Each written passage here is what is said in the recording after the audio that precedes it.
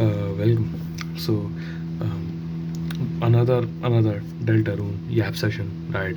Regarding my thoughts on everything that's going on, like what's going on, and what might happen, what I think might happen, and just a lot of different perspectives that I do not see the community considering or like discussing a lot that I seem to come up with. So today, again, spoilers for all Toby Fox games, Undertale, Deltarune chapters 1, 2, 3, 4, and everything in between. Right? I will be talking about all of that. And my prerequisite, again, I'll state this in the beginning of every single video. My prerequisite here is that you know everything that's going on in chapters 1 through 4 and of Deltarune and all of Undertale, right? You are proficient in all of the Toby Fox games. You know the subplots. You know the major theories that have been going on around.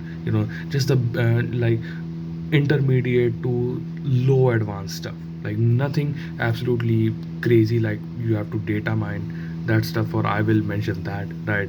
Obviously, but just intermediate levels of knowledge for that, right? So without further ado, let's begin. Today my discussion would be about the knight and who I think the knight is. The knight is the knight is probably the highlights of one of the key highlights of chapters 3 and 4 for me personally, for everyone probably, right? And again, by the way, I apologize for the cooler slash fan sound that's coming if it is in the recording, because that's the people are sleeping in the house right now, and this is about as clean as a recording my microphone can get. I will update my setup or and stuff when I can, but right now it's just not possible. So I deeply apologize for that. But anywho, let's begin. Night, roaring night. We know, we know him. We love him or hate him. It does not really matter. The main contenders are Carol, Mayor Holiday, or December Holiday. The missing, the one who's missing in the code. So here's the thing, right? I have never seen a community so evenly split between two possibilities that of something that can happen in a game or like any story, because like the people who believe Carol Knight and Des Knight are like 50-50, almost evenly split. I have seen so many video essays titled "Why Carol Has to Be the Knight and Des Cannot," and I've seen equally many video essays on YouTube by people saying why Des has to be the knight and Carol is just not possible, and it's just not, and here's why. And both of them raise very strong arguments for and against both of their approaches and perspectives and stances, if I have to say. So let's go over briefly, right? Again, I'm not a theorizer. I'm not extremely well versed in this, so I will not be extremely accurate with my facts. I'm just going off of what I remember. Most of the time, it will be accurate, I feel, but definitely, if you feel that I have gotten something wrong here or I've missed something important while talking about something else, then please do let me know, because there's a very high chance that you know more than me. So like, please, like at least you remember more than me, better than me, right? So please, just don't forget to leave a comment about that. But anywho, for Carol, right? Katana, easy, right? Involvement with the Chris's plot, in involvement and like major contribution in Chris's plot and the entire plan in the light world. That's two, right? Those are the plus points, right? Those are the plus points. And I also, point number 3 or point number 2.5 I should say is that the knight also seems to cooperate with Chris, as seen as with various interactions between the knight and the Chris during their first fight in chapter at the end of chapter 3, right, and many other interactions after that. So that's the pluses for Carol. The negatives is that, number one, how did she make a dark well in the church? Like, how did she do that? Chris and Susie left the holiday house, and we can assume the shortest possible route. They immediately went to the church, right? Because we can either roam around or we can go directly to the church. It doesn't matter that much. So let's say they went directly to the church. How did Mayor Holiday leave the holiday house when she was like first when leave the house after Chris and Susie, because she was educating Noel in the kitchen, or having a talk with Noel in the kitchen at that time. How did she leave after that and arrive at the church before them, create a dark world, all that, right, in that a short span of time? It's just not possible. I just cannot see that, right? I cannot see that. I also cannot obviously see her creating the dark world at any prior moment, because think about it. Think about it. We were literally in the church, previously on the same day during the chapter. So, right. And Mayor Holiday was. I don't even know where she was, to be honest. Like, she was somewhere. She was off somewhere, right? So that those are the negatives, right? It cannot happen. And another one, it narratively and thematically, it won't be very heavy. Slash, it won't make a lot of sense, right? Because she seems more like the light world's mediator of it all, right? She's controlling the plans and the movements that are happening in the light world. That seems to be how her entire theme is being set up, right? And that's the thing. That's one. Now, December positives, the bat, obviously, right? um and just Oh yeah, sorry. One thing I forgot to mention about Miss Carol's positive is that she disdains Susie, and the knight also like seems to have like some personal one-sided, not one-sided, but like extremely personal beef with Susie, right? In particular. So yeah, that's it. Now for Des, I believe for Des December holiday, I believe that. Positives are obviously the bad thing. Number two, it thematically makes a lot of sense, right? Number three, we have seen with Gerson Boom, right, that dead slash missing people can still appear in the dark worlds under the right circumstances, right? And number four, it's a body type, and the knight's body type is some is one that we have not seen before, right? Knight has antlers, so it's definitely a holiday of some sorts, right? So that can be it, right? And just the darkness itself. Oh, what's going on? Oh, the lights are off, so the inverter turned on. My bad. So what I was saying, that the whole darkness motif and all, it could be like her trying to reach out, or like, I don't the negatives start here, by the way. I don't understand what motivation this would have, right? Number one. Number two, number two would be she was lost in the code, right?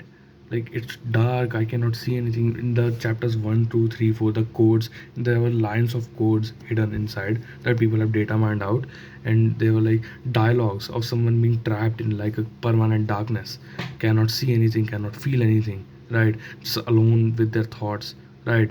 Like, as if you're trapped somewhere, presumably the bunker. It can be the bunker, or it's like the shelter, right? So I thought this was there, right? In chapter 4 too, there was that dialogue that, has it been days, months? If someone told me it's been years, I might believe them. you know you know back when time back out there in the light world, time used to have meaning. Stuff like late night TV and playing games, right? This clearly points to Des. It cannot point to anyone else. So like, if she's there, you know if she's there, then how the night, like, I don't get it, right? One interpretation I have not seen anyone come up with is, what if the night is not a single holiday, right? Hear me out on this one. I know there's no evidence for this, but Toby does not write things in formulas. He doesn't write things in predictability. He likes to keep things fresh. He likes to have things with a spin, right? That things you don't expect can happen and will happen probably, right? So going off of that, what if the night just represented the holidays? The bat part, the bat, when it looks like a bat, that's a representation of death. When it looks like a katana, that is a representation of Carol, right? And the knight is both semi left hand, semi ambidextrous, right? So it doesn't even really matter. When the knight screams, it's like core or like abdomen or chest, it opens up. It's a rib cage opens up, and there's a core inside it. And the knight almost looks sick, right? That can be Rudy, obviously. That can be Rudy with his sickness. And there was a lot of suffocation slash coughing slash sickly text, flavor text, during the knight's fight in chapter 3, right? That can also allude to it being Rudy, right? It can, right? So maybe the knight represents all three of them, but not Noel, right? Not Noel, obviously. That can be possible, but like, how would that work? I don't know much details, or I do not have an intuition regarding that, right? Other than that, what do I believe? Honestly, I am one of those crackheads that believe that Rudy might actually be the knight, because that would make way more sense than a lot of people are willing to admit. Think about it. Think about it. It will make sense. It will make sense. The knight floats around, and as an orb, or like just floats around in general, and like, who cannot walk in the light world? Rudy. And when Susie said, "You cannot beat us in the light world," right? And the knight laughs. It can also be because of the the sheer irony of this dialogue that Rudy is listening to here, right? We know Rudy cares about Chris, and we know that Rudy cares about Susie too. Here comes the negative. Why is the knight, like, seemingly so have so much beef with Susie, while Rudy has like no beef with Susie in the light world at all? That can all just be an act, right? But one big plus point is that how that will make sense. Carol is the one mediating everything in the light world, and Rudy will be the one mediating everything in the dark world. Number one. Number two, he can easily make the dark worlds. Think about it, right? If we exclude the first card castle, closet dark world for now, in chapter 1, we just exclude that for now. He can easily go to the library, right? He can easily go to the library, um, to make the cyber world dark world, right? And he can easily, oh wait, no, I just remembered something. Never mind. Yeah. So anyways, as I was saying, um, for the church, he could have easily gone to the church, made a dark world. Everyone, Chris and Susie enter, and right, and like, after everything ends, after the Titans is defeated and all, he hides behind the door, right? That can easily happen. With Carol, that makes doesn't make sense. With Des, it's like, what would be her form in the light world, right? Those are two things. Now, one thing I want to remember is that who made and it's the one thing I want to say is that who made the dark world in for chapter 2 again? Who made the cyber world? I think that's Chris, right? At the end of chapter 1, Chris is holding that knife. Sure, he ate that pie, but like, you know, he could have easily, he had gone out without us, the soul, and just created the cyber world, right? Burley, Noel enter. It happens, right? That happens.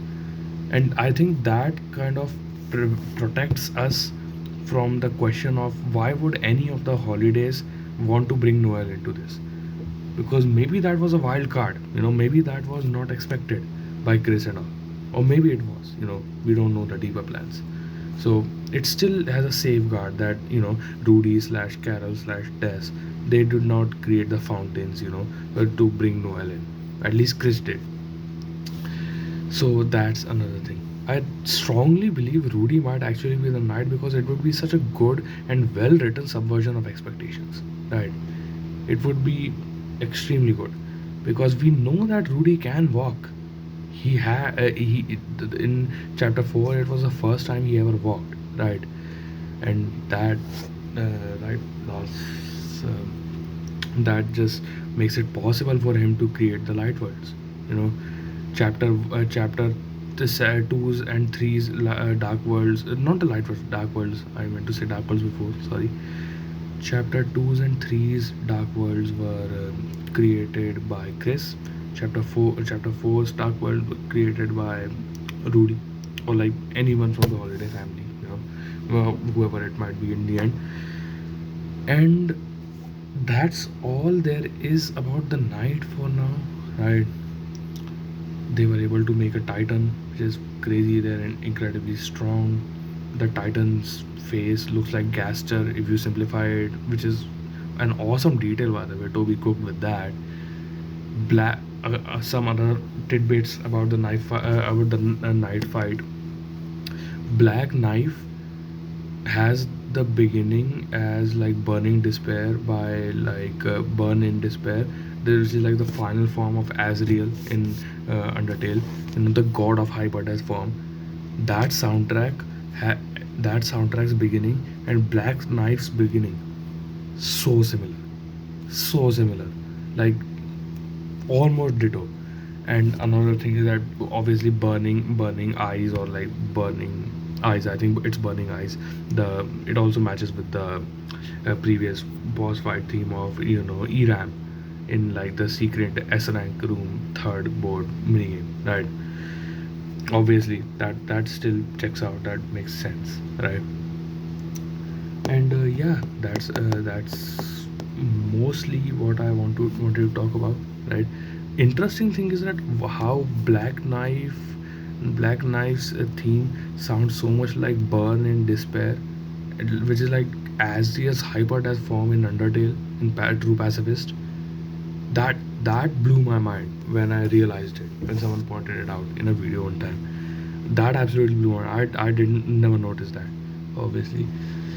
So and another the chase sequence from chapter 1 and above, the chase sequence that usually happens, that is a slowed down form of Black Knife.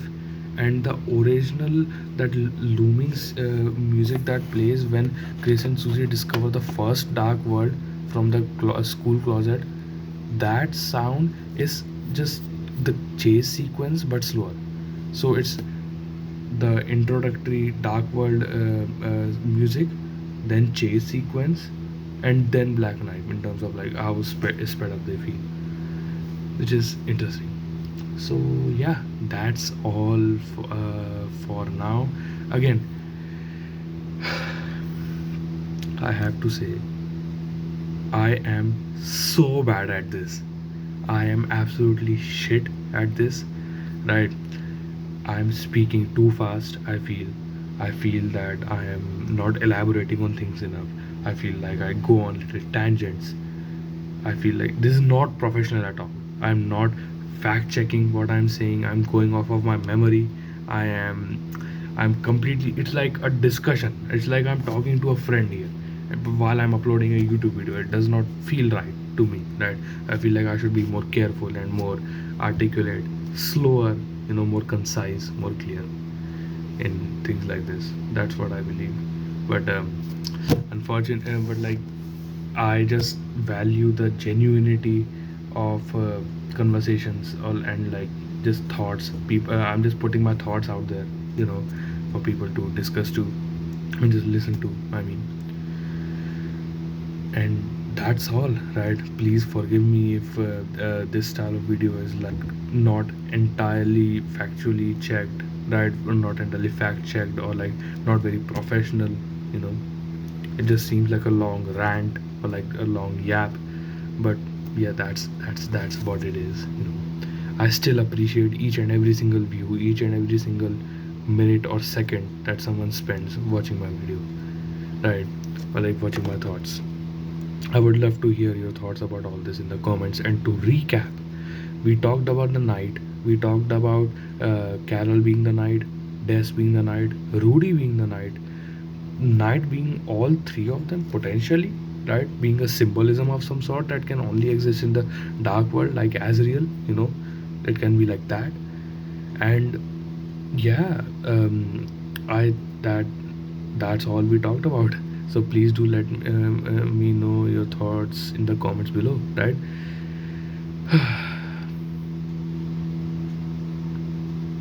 I should I should start talking a bit slower next time. I'm recording another video right after this, which will be about a completely different thing. So, anyways, thanks for watching. Bye bye.